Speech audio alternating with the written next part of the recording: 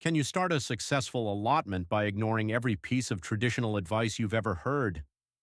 I watched 90% of the people who started with me give up within 18 months, so I decided to test whether doing the opposite of what everyone tells beginners might actually work better. Instead of buying the expensive starter kit everyone recommends, I started with just one 30-pound bag of compost and 5 packets of seeds that cost me 8 pounds total. The traditional advice says you need raised beds costing 400 to 1,800 pounds professionally installed, plus all the equipment before you even plant anything. I ignored all of that. Week 1, I cleared just one small patch about the size of a kitchen table and dumped that single bag of compost directly onto the existing soil. No digging, no raised beds, no soil testing. I planted lettuce, radishes, and spinach in 3 simple rows. The old-timers at the site kept walking past, shaking their heads, telling me I'd wasted my money. Week 3.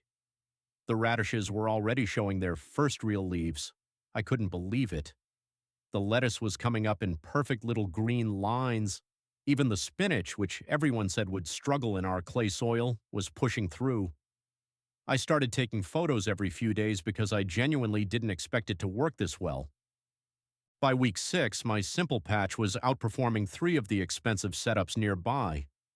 One neighbor had spent over 600 pounds on raised beds, premium soil, and fancy irrigation systems.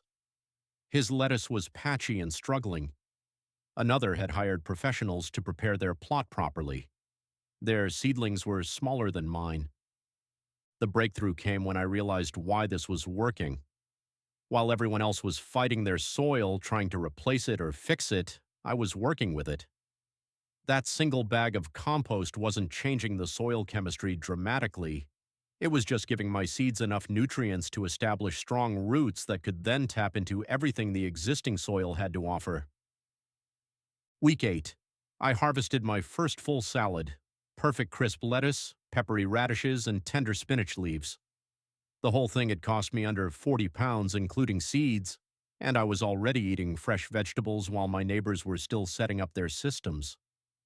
After seeing my 8-pound setup outperform those 600-pound raised bed systems, what would you choose for your first allotment? The expensive traditional route or the simple approach? Comment your answer below. Now let me show you exactly which mistakes I watched everyone else make that you can completely avoid. Fast forward to month 12, and my simple approach had created something I never expected. My half plot was producing close to 300 kilograms of vegetables worth over 1,000 pounds at supermarket prices, all from that initial 8-pound investment and a completely unconventional approach that ignored every piece of traditional allotment advice. I'd expanded from that tiny kitchen table-sized patch to cover about half my plot, still using the same simple method: compost directly on existing soil, no raised beds, no fancy equipment.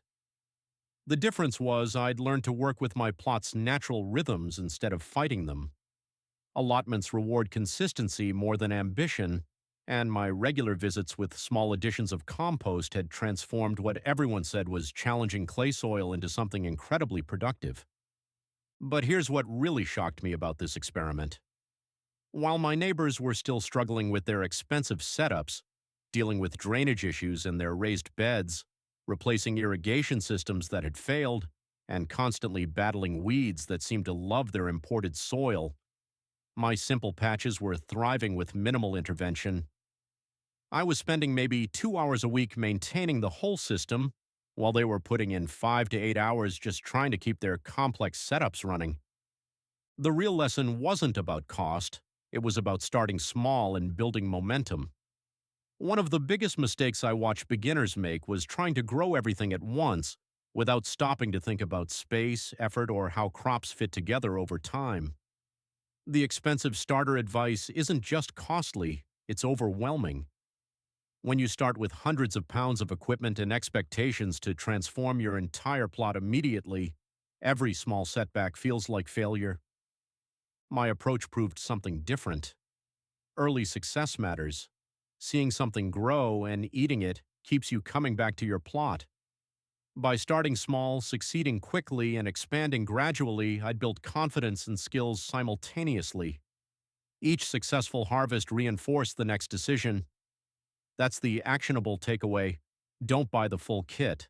Buy one bag of compost, plant 3 crops you actually like eating, and let that first win.